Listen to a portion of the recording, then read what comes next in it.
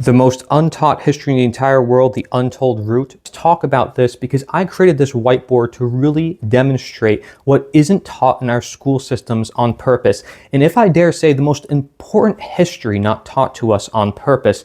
I had to go to the back of libraries here in America to find hidden material from the 1800s from American abolitionists. That is, those who wanted to end slavery here in America. And I ended up writing this entire book about it, 440 pages, with quotes and all sorts of things that historians just so happen to ignore. So I don't want to talk about slavery and evil and all these problems, but if nobody else will, who will? And I believe this is what the internet is for, is to share a message when especially mainstream education systems is unwilling to share this perspective with you. And you know, my whole journey started with me reading ingredients in the grocery store, right? Looking at all the food and seeing all the ingredients and like, why is all this in our food? And seeing how we might be poisoned in our food supply. And people are starting to pick up onto that. But see, there are roots to all evil in this world that goes on for thousands of years. Slavery is not limited to some African Americans, to the Civil War. It goes back way back to the beginning of civilization, we say. And so strap in, because I'm going to probably give you more information than any of your teachers have ever and will ever probably give you in your entire life. And so without further ado, let's jump full nature of slavery, what you are taught and what you are not taught. And you can see there's some pictures on the side here that maybe give some reference, right? I mean, we typically think of, oh, somebody's in chains, ball and chains. There's a guy like with a whip, and people, it's very physical, very brutal, right? Well, this is what slavery is defined as from etymology, the origins of where words come from: severe toil, hard work, drudgery, right? State of servitude. What we are taught about when it comes to slavery is actually chattel slavery, right? So chattel slavery is the form we're taught about in school. Now, this form is the complete ownership of one individual by another, 100% of somebody's labor or property, the use of involuntary free labor, right? You can read it for yourself. I'm going to put so much on the screen for you so you can read more. And of course, if you want a bunch of quotes, even from abolitionists themselves, slavery is the submission or subjection to control, right? So here you have a bunch of quotes talking about it here. Professor, slavery is theft, theft of life, theft of work, right? So you can ask yourself already, is this definition of slavery applicable to now, right? Because what are we not taught about? Well, the root to all slavery, which is mental to physical. And you'll even find quotes from people like Frederick Douglass, Bob Marley, Mahatma Gandhi. I mean, look at this quote from Frederick Douglass. "To make a contented slave, you must make a thoughtless one. It is necessary to darken his moral mental vision as far as possible and alienate his power of reason. He must be able to detect no inconsistencies in slavery. The man that takes his earnings must be able to convince him that he has a perfect right to do so. It must not depend upon mere force. The slave must know no higher law than his master's will. The whole relationship must not only demonstrate to his mind its necessity, but its absolute rightfulness. When a slave becomes happy slave, he has effectively relinquished all that makes him human." So we're worried about AI, we're worried about the future not becoming human, we're worried about government taking people's freedoms away, and they're upholding the law over their own conscience, and they're saying that is what is right, and that, you know, taxation, we need to take people's money, stuff that they earn. And are these quotes relevant to that? Look at this. Manly P. Hall, "To capture a man, it is not sufficient to enslave his body. His mind must be enslaved as well." Martin Luther King Jr. saying, "As long as the mind is enslaved, the body can never be free." We so often ask, what will happen to my job, my prestige, or my status if I take a stand on this issue? Will my home be bombed? Will my life be threatened? People fear asking the question of, is taxation, is government, are the systems they're under right now maybe causing a source of suffering or evil in their life, right? And if you want to give a specific definition to mental slavery, this most dangerous form, also considered self-enslavement, you can see here, it's also referred to as internal slavery, whereas physical would be external, right? So we can say chattel slavery involves both mental and physical forms, but we tend to look at it in a very physical way Do we understand the mental lure behind the dominator, why this practice went on for thousands of years, unquestioned even by some of the greatest philosophers in the world, Aristotle and Plato? Well, how do we abolish slavery? Moral suasion. Now, this involves appealing to the conscience, right? Maybe even saying God or a faith, a spirituality, but many churches were also against or pro-slavery in the 1800s. You have people on both sides of the aisle, right? And so the abolitionists coined this term to say, hey, we need to encourage the conscience, thinking for yourself, morality, and going beyond the slave master. Is that really your authority, or is truth your authority? Is nature your authority, right? So the most untold history is slavery, and this is also the most brutal, right? But it's not just the Civil War or African slavery. It's a worldwide phenomenon since the beginning of civilization. There were abolitionists before the 19th century, like Benjamin Lay. Chattel slavery is just one form of slavery, and slavery still exists in full vigor, if not worse than before. So to back up these claims, we're going to read the 4 staggering statistics that I have here on this whiteboard, right? And by the way, look at this picture up here. This is a slave rebellion newspaper, right? Now, this slave rebellion, there were so many rebellions that went on that we aren't taught about in school. And Mark Pastio has a good seminar talking about the rebellion mindsets and what went on there. It was very bloody. We kind of want to avoid the brutal side of history, but the reality is that this is, again, has been going on for thousands of years. So fact number 1, the 19th century American abolitionists and other historic writers shared that chattel slavery is just one form, but the root cause is political slavery. Now, you probably heard of Leo Tolstoy. He's known as one of the greatest writers of all time. He wrote this book called The Slavery of Our Times. And in this book, it's the closest thing to my book, Slavery Gone for Good, talking about this idea of political slavery. Look at what Leo Tolstoy has to say. The slaves, never known what freedom is, merely seek an alleviation or only the change of their condition. The owners wishing to mask their injustice, try to assign a particular meaning to those new forms of slavery which they enforce in place of the older ones. Whoa, whoa, whoa. Does that mean slavery merely shifted in perspective? It just changed in form? What is going on here? Salmon Chase saying the government, therefore, in every case of the individual slave is the real enslaver. Slavery cannot exist without police regulations. What's going on here, right? Well, it just so happens if you look up the roots to police, you ask any AI, does police have its roots in the slave patrol? Look, the origins of modern policing in the United States are closely linked to slave patrols, right? So this is mainstream knowledge. Look at this quote from Lysander Spooner. It can't become any more evident. Who but such usurpers, robbers, and murderers as they ever established slavery, or what government except one resting upon the sword, like the one we have now, was ever capable of maintaining slavery? Right? There was no principle, but only of degree between the slavery they boast to have abolished and the slavery they were fighting to preserve. All this, he says, they can do only by establishing what they call a government and making what they call laws. Now, again, this is an abolitionist, prominent lawyer at the time in the 1800s, right? All the great governments of the world, those now existing as well as those of the past away, have been of this character. He says they have been mere bands of robbers who have associated for purposes of plunder, conquest, and the enslavement of their fellow man. He says all the legislation of the world has had its origin in the desires of one class of persons to plunder and enslave others and hold them as property.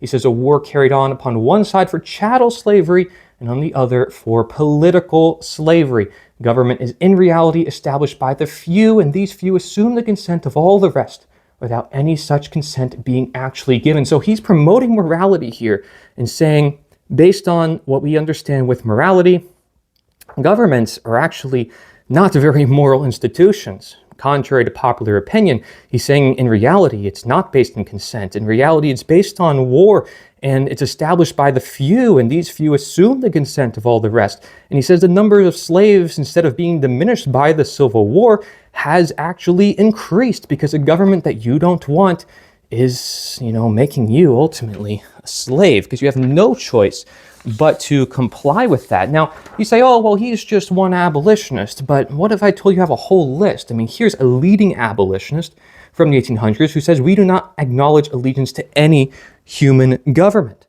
right? I mean, we cannot hold any office which imposes upon its incumbent the obligation to compel men to do right on pain of imprisonment or death. We therefore voluntarily exclude ourselves from all political authority, right? I mean, here's another one. Byron J. Butts, an abolitionist, saying just so long as the individual depends on the government to settle morality, so slavery will always exist. Aidan Ballou is saying that basically political power hinders and obstructs moral power by every means possible, and it's wedded to slavery. So how do we abolish slavery? The abolitionist is telling us moral suasion, convincing people it is wrong. Most people will say it's wrong nowadays, but yet, how many people are going against their conscience? How many people know about moral power? How many people know about the abolitionist? And what lessons do they have to share with us today if they're saying that political slavery in the government is actually the route to chattel slavery, right? So we're taught about this, not taught about this. We're taught about this, but we're not taught about the roots to that. We're not taught about how to actually treat it. That's a big problem, right? But it becomes even bigger when we start to look at all the other things we aren't taught about. It's important to understand the difference here. Abolition says we want to get rid of slavery, and emancipation is we just want to free one person. Manumission in history or enfranchisement means we need to be granted freedom, right? So we have to work for our freedom. But we are not inherently free, right? People say, oh, I'm born free, I'm born with natural rights, but yet, they need permission to be free. And we need to free select individuals. What about looking at the very idea of slavery to begin with? Is it right? This is why the abolitionists wanted immediate abolition, not gradual abolition. That was called gradualism in history. The reality is that if you ask people who wants change, everybody puts up their hands. But if you ask who wants to change, nobody puts up their hands. So moral suasion is very difficult because, if you don't like something, change it. If you can't change it, change the way you think about it. People don't want to challenge themselves, what they themselves are thinking. It's a very difficult thing to do, moral suasion, but ultimately that is how we evolve as a human species, as evident of these facts as we move forward. There's a picture of Lysander Spooner, Aidan Ballou, William Lloyd Garrison, and again, he wrote the Liberator newspaper. Their motto was, our country is the world, our countrymen is all mankind. I mean, how relevant is that to today? I mean, you see so many divisions in politics and religion and so many world ideologies, and he's saying, hey, we all belong to one another. What's going on here? I mean, look at this advertisement, the slave hunter is among us, right? I mean, they had the Fugitive Slave Law Act where the government was actively telling citizens that if they do not help with runaway slaves, reporting where slaves are, they can be fined, they can be punished, right? So basically the citizen had to promote slavery, and they themselves were under slavery because they had no choice but to comply to the law. So it's interesting how there's an authority higher than the slave master that doesn't get questioned. Well, when you combine that with the second fact here, it starts to get quite interesting, okay? The 19th century American abolitionists were the first anarchists, and they denied political action. Isn't that something, right? So political anarchists, right, or philosophical anarchists, voluntarists more specifically, this was just arising in the 1840s. And you can see the mainstream view of anarchism will tell us, it's Proudhon in 1840 or Max Stirner from 1838. But actually, the hidden history of anarchism is that it started out with the American abolitionists, William Lloyd Garrison in 1838 and Josiah Warren in 1833 with their writings. So they were the first anarchists, not them. And even beyond that, you can go back to the ancient Chinese. You have Lao Tzu, right, who wrote the Tao Te Ching, and Etienne de la Boétie, who wrote the Discourse on Voluntary Servitude. I mean, that's 400 BC in the year 1577. people don't think anarchism goes back that far. They don't think it's even a philosophy. It's just for rebels. But these individuals are proving that wrong. I mean, do these look like anarchists to you? I mean, look, this guy is an orchestra leader, an inventor, right? Henry Clark Wright. And historians will even call them anarchist, although they never even used that term themselves, but that was their ultimate position, because they said, hey, again, the government does not have any authority over my own life. And here you can have a picture of the Liberator newspaper, what it looked like, again, with their motto. I mean, that is as anarchist as you can get, right? It says right on the Wikipedia page, the New England Non-Resistance Society, created by William Lloyd Garrison, right? It says the society rejected loyalty to any human government. It's basically that of philosophical anarchism. So this is not something I'm just making up, right? Now, what's interesting is there was a little feud that happened in history between Lysander Spooner and William Lloyd Garrison. And one, Spooner was arguing that the constitutionality of slavery says, hey, slavery is wrong by the Constitution. And William Lloyd Garrison says, well, the Constitution, that's like an agreement with hell, covenant of death. We shouldn't follow the Constitution. It actually permits slavery. So they were fighting on that, but yet they both actually agreed that the Constitution has no authority. In fact, Lysander Spooner made a whole document about the Constitution having no authority. It's called No Treason. You can check that out. And if you ask yourself, without government, who would provide blank? Ask yourself, is it important? You say, yes, it is important. Would you be willing to pay for it even if you weren't forced to, right? And if you say no, well, then you're back to, well, is it important? Because if it is important, then you'd be willing to pay for it voluntarily. And the truth is that if it's not important, then why are we wasting money on things that are not important, right? So basically what this is to say is that violence is never justified. And it's very hard to understand that, right? But here's a great book that goes into what anarchy isn't, which is, I think, very easy for people to understand. It's from Larkin Rose. You can check that out. Again, the Tao Te Ching. This is philosophically, like you can say, some of the first anarchist texts in history, talking about how if people lived in harmony with the Tao, there wouldn't be need of rulers. And I even share hidden text that Taoists themselves don't talk about in this book. So, here's another one from Lysander Spooner, and his works are incredible, saying that vices are not crimes. How many people are in jail for victimless crimes, right? That is, drinking or certain substances. They haven't actually hurt anybody. They didn't commit an actual crime. No victim, no crime, right? Well, we break that rule all the time. We hold so many prisoners in America. And again, here's a lawyer giving us a moral perspective on reality and a philosophical, constitutional perspective. Incredible stuff. So let's move on to the next section here. Here's a picture of Pierre Joseph Proudhon. Again, considered the first, founder of anarchism, though I just shared the abolitionists are. And here's an advertisement for the abolitionists. They say, am I not a man and a brother?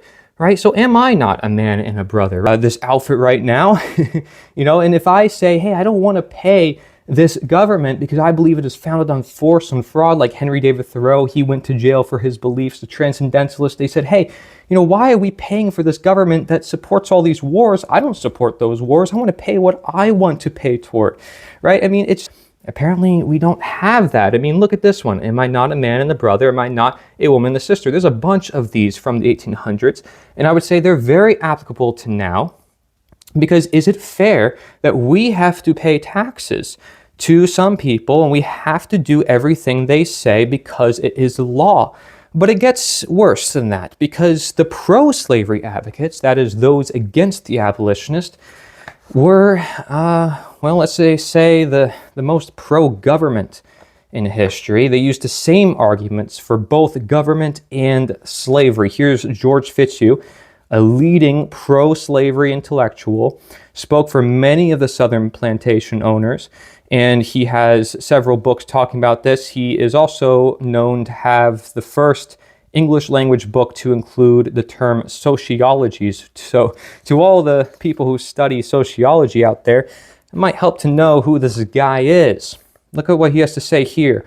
All government is slavery. It is the duty of society to protect all its members, and can only do so by subjugating each to that degree of government constraint or slavery which will best advance the good of each and of the whole, right? So for the greater good, we got to protect people. And that's why we need government. That's why we need slavery.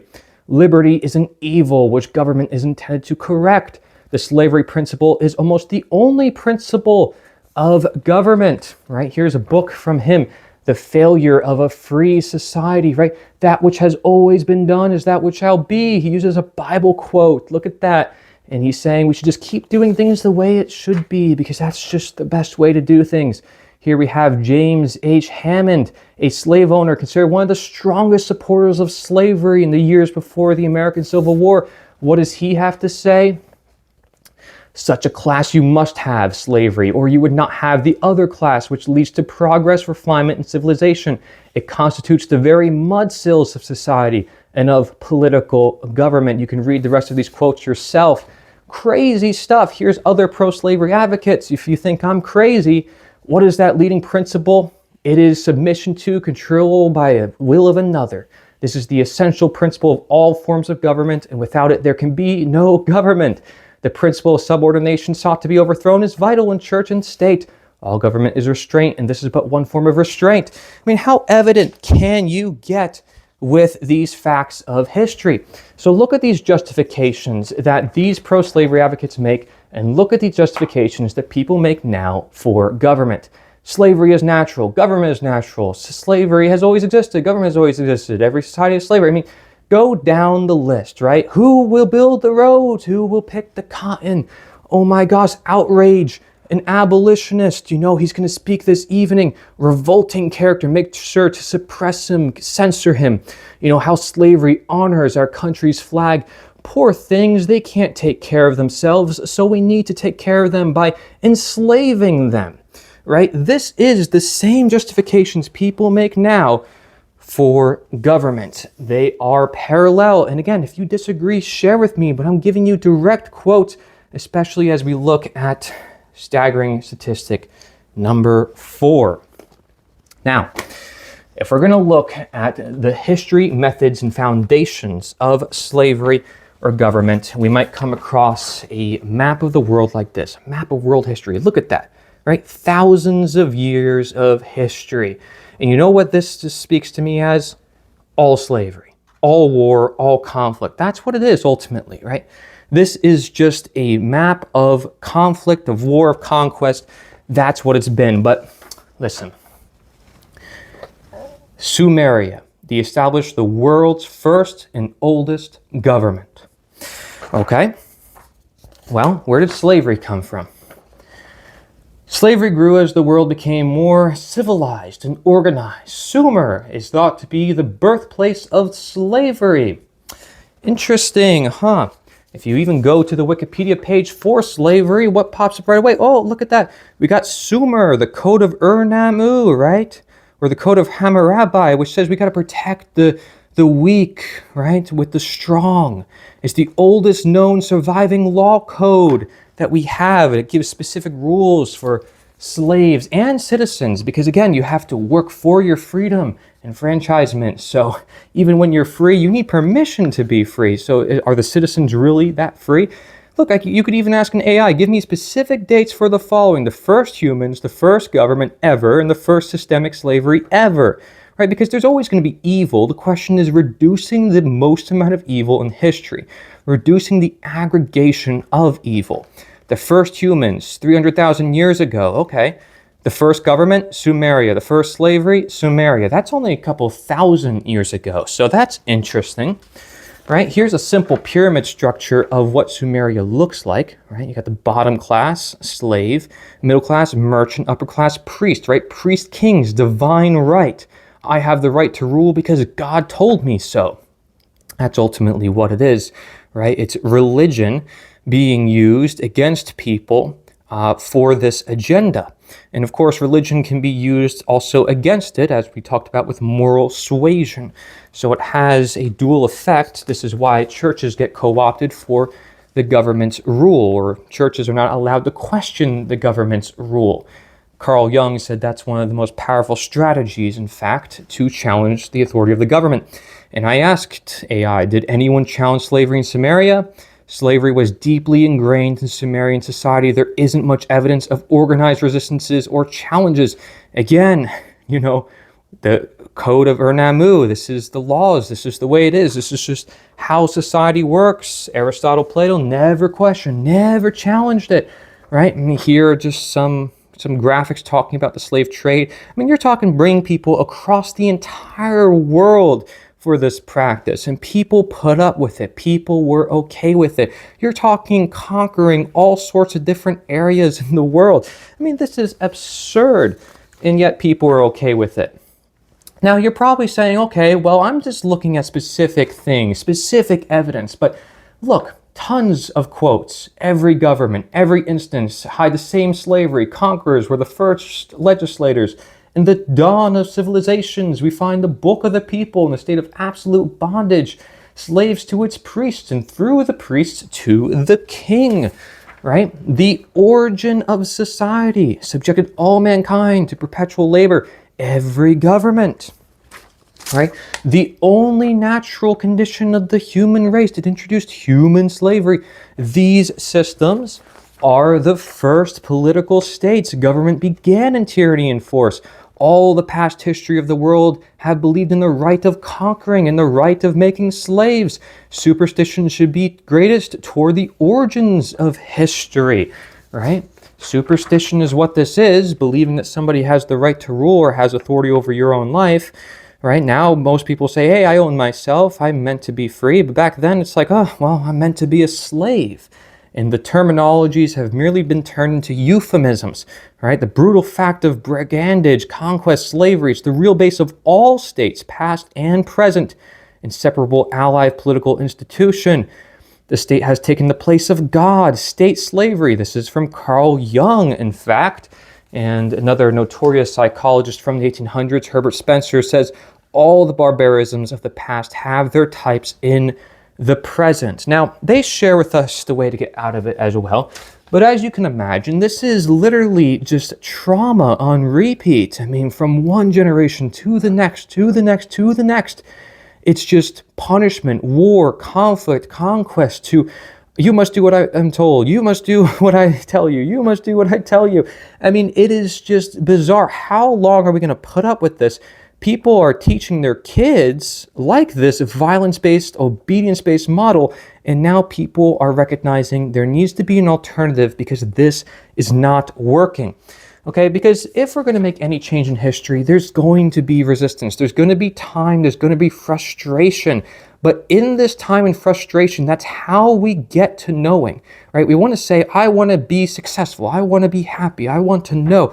But in order to know, we need to go through this confusion, this cognitive dissonance, this type of resistance. We need to face our shadows. We need to be able to look at what we don't want to look at. I mean, how many people probably clicked off this video by now, right? Because getting to this point of knowing requires a tremendous amount of inner work, right? As it is said, which is why I have a whole project, by the way, dedicated to psychology. I mean, look at all these different topics, right? Social psychopathology, that's what we're talking about right now. And look, there's even more. And look at all these researchers talking about the nature of authoritarianism, right? And of course, we also have solutions to this and specific solutions in healthrevealed.org. So if you're interested in the psychology science end of this, it's there, right? So we don't just have the abolitionist or the history. We have the psychology about this, and there's even anthropology about this. If you want to put it on a timeline, here you have it. 300,000 years ago, the first humans arise in the Middle Paleolithic Stone Age, right? You can see some ancient, depictions of slavery. From the 4,500 BC, the first government in slavery, this is Samaria, okay? It's only been about 200 years since we abolished chattel slavery. Not even 300 years ago since we ended the monarchy here in America. Not even 100 years ago since World War II and recognizing that people are equal through the civil rights movement. I mean, you would think, okay, wow, bounds in history. And we think we still have it all figured out. America is the freest and it's the best country on earth, and this is the way it's got to be, and we should always have government the way that our founding fathers depicted it as. The abolitionists saw clear hypocrisy in our founding fathers when they had slaves, when they found out the government is growing, it's not being limited, it's not small. But they also saw the nature of slavery connected to the foundations of civilization. So we need to consider this history. We cannot ignore it, right? I mean, look at this. I mean, you have wholesale auctions for certain people.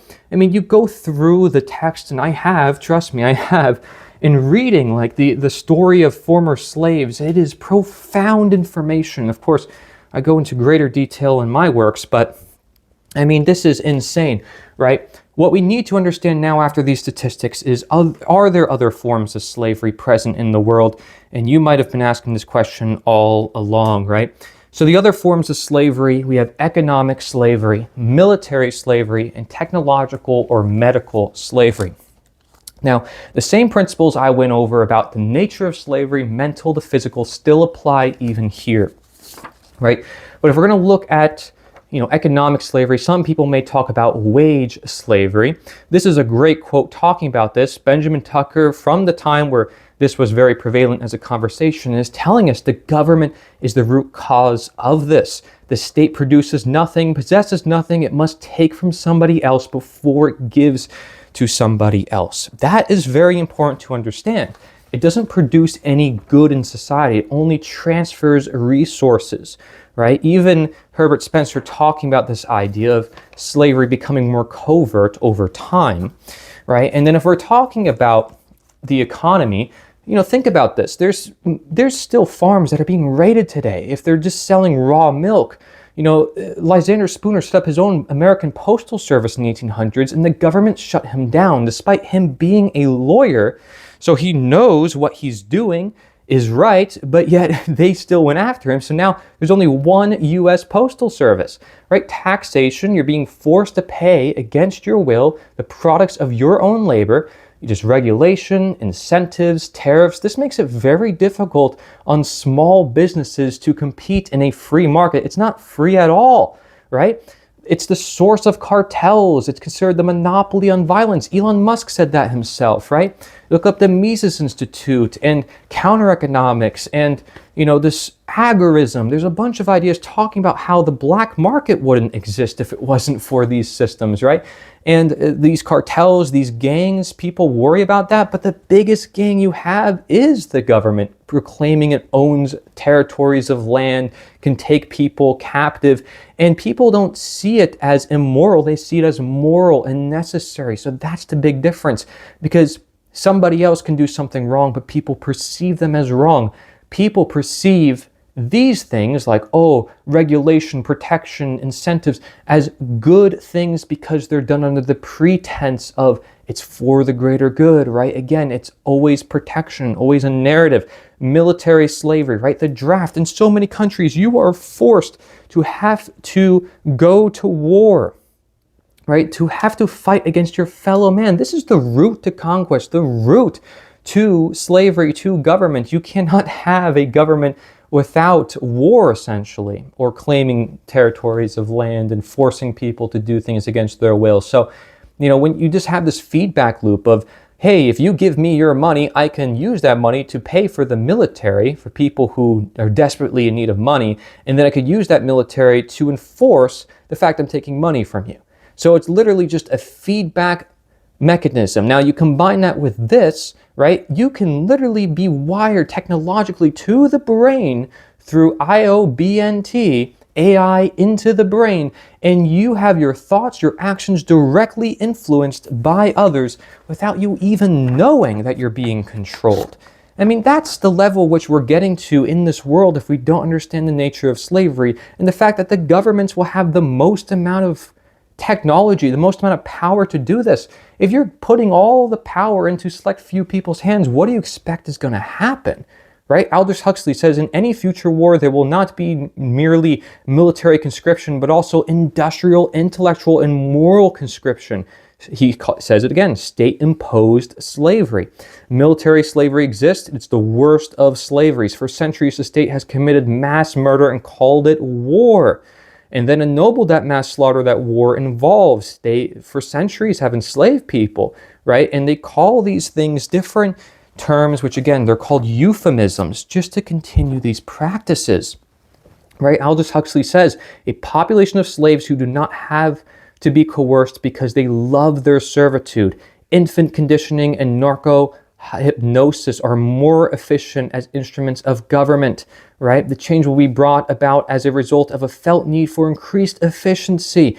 People won't even have their opinions manipulated or their opinions silenced. They will be given their opinions directly through AI's connection to the brain. David Icke calls that the ultimate slavery. Guess what? He's banned from going to several countries in Europe because he's getting people to think differently. Wow, that's interesting, right?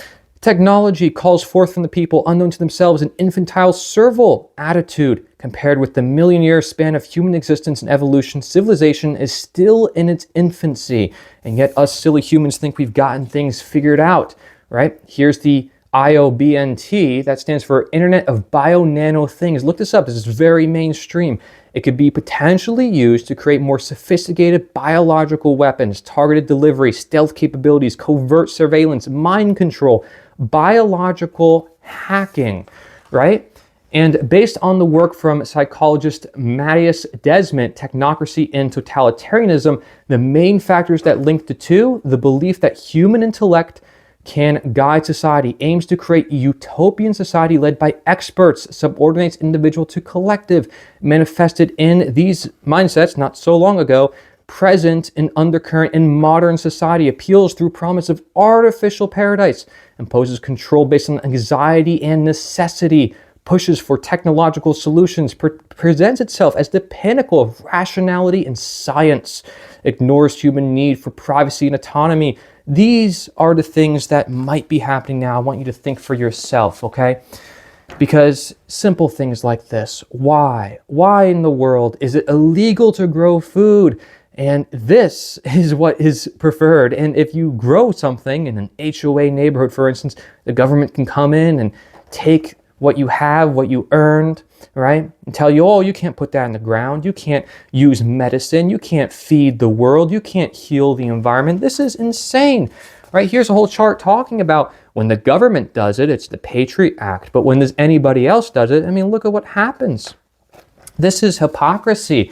You know, we're all humans until race disconnected us, politics divided us, religion separated us, wealth classified us, right? You've probably never seen this, but what's the difference between this and this? This is a food forest, but you wouldn't learn about that in school probably, right?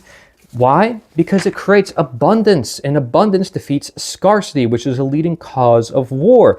Instead of having this barren land that produces no assets, no valuable gain to you, your family, your community, you can have so much that everybody looks up to you. And that is how we defeat a lot of the inflation going on, a lot of the food scarcity. This is huge because slaves in history don't own much. They are kept away from owning much. And many people worry about this saying called, well, you will own nothing and be happy. Well, if you aren't allowed to grow food as basic as that is, what do you expect, right? Slavery started with the beginning of civilization, we say, well, also with agriculture, and that's when nutrients started to decline. Well, now we have technology at our fingertips to garden, but not just garden, but use permaculture, use things intelligently within our world, and look at all the benefits. People suffer from depression, anxiety, so many drugs and diagnoses, and half of them may not even be necessary, or they just label people, limit them. This is not the world that we want to live in. At least when I ask people, generally speaking, have you learned about any of these things in school? Probably not. Because again, knowledge is power, right? Frederick Douglass said it to us himself, right? When it comes down to it, the only knowledge that really matters is how to purify water, how to grow your own food, how to hunt, how to fish, what plants are edible, how to build, and how to love. How to love is the most important here, of course, because if you don't love your freedom and you aren't free to do any of these things, you can't live your life, right? You're gonna, like, freedom actually comes before life and property, because without freedom, you can't live your life. You can't have property. Look at all the things that make up this life. Are you going to tell me that force and violence is required for all these things? No. In fact, it's just going to hinder all these things. And that's what we need to understand. So before I get into what is the untold root to all evil, we need to understand, like, we're not taught about all these things on purpose, right? We're not taught about natural law, natural rights, defining it, asking ourselves these specific questions about our own morality, understanding, how change occurs when enough people come together. They simply say no.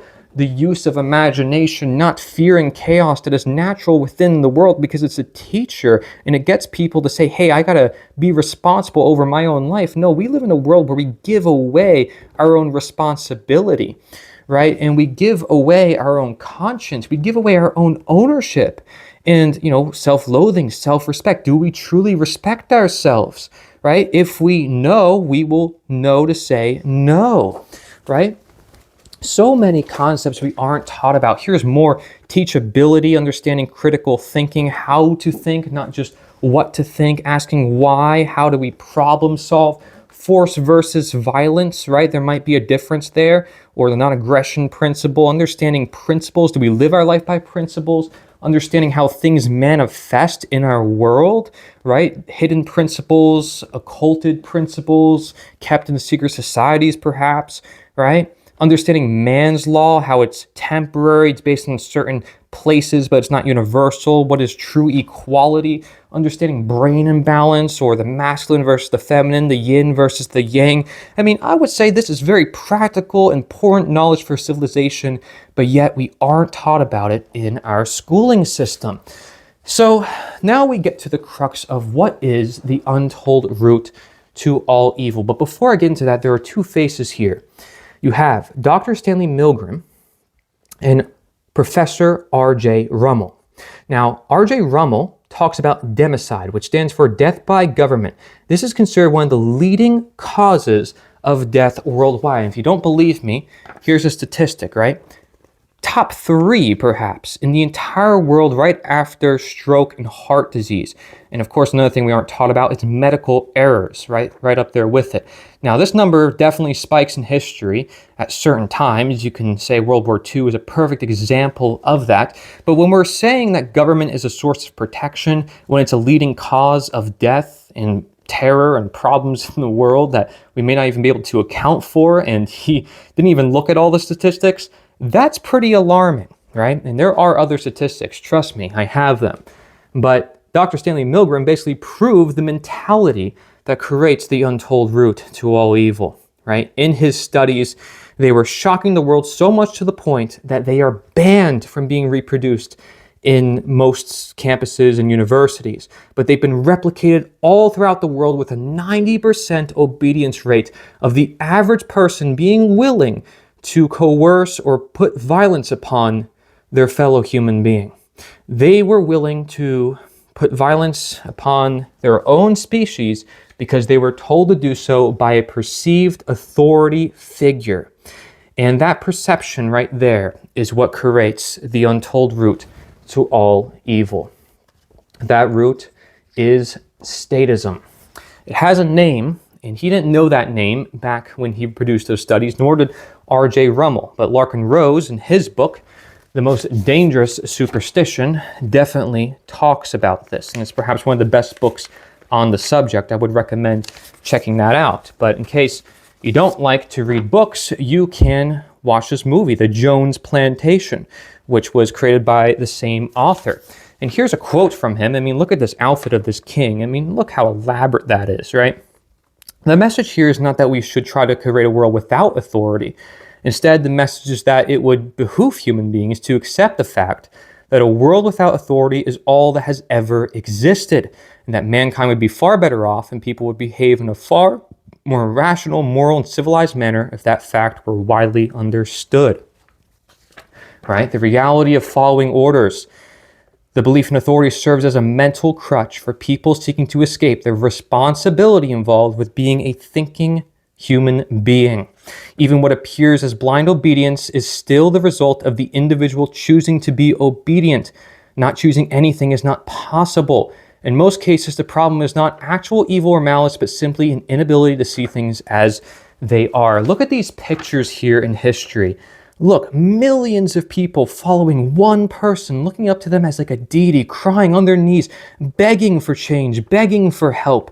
They are kept desperate. They are, feeding their families at the expense of other families, trampling upon their fellow human being for some national guise, some honor that they claim to have. And this tribalism is what ultimately is destroying humanity. This is from a great book called Government, the Biggest Scam in History. Going into this, look at all these symbols, the religion of statism. It functions as a religion. Great book, The End of All Evil. The pledge, where does it come from? People don't question this. People aren't taught this. The shady history of the Pledge of Allegiance. Oof, people would not like to hear that. The shady history of the Constitution, the Federal Reserve, and theft of fractional preserved banking. Definitely not taught that in school. False flag terrorism, monopoly, duopoly, triopoly, the control of society through monopolization. I mean, this is wild stuff. Control of the media, right? All these brands, look at us, all these food brands controlled by select few companies. What's going on here, right?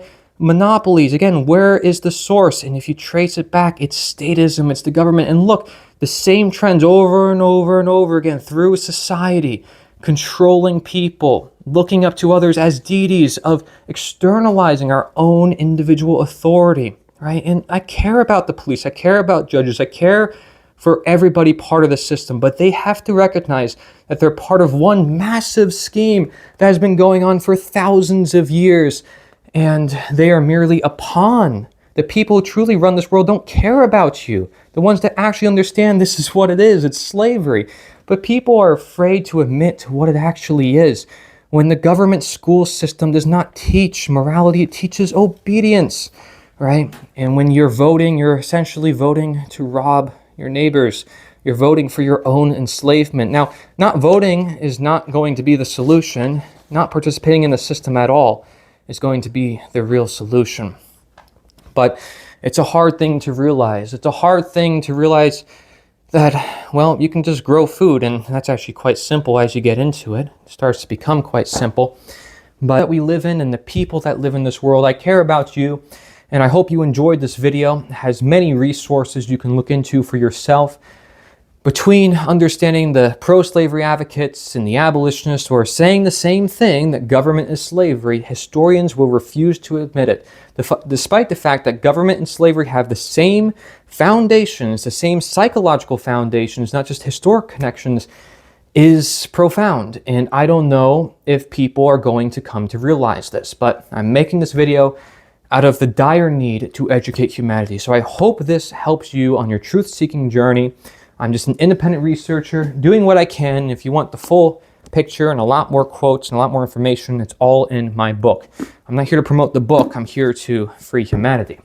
And I need your help doing it with me. Thank you.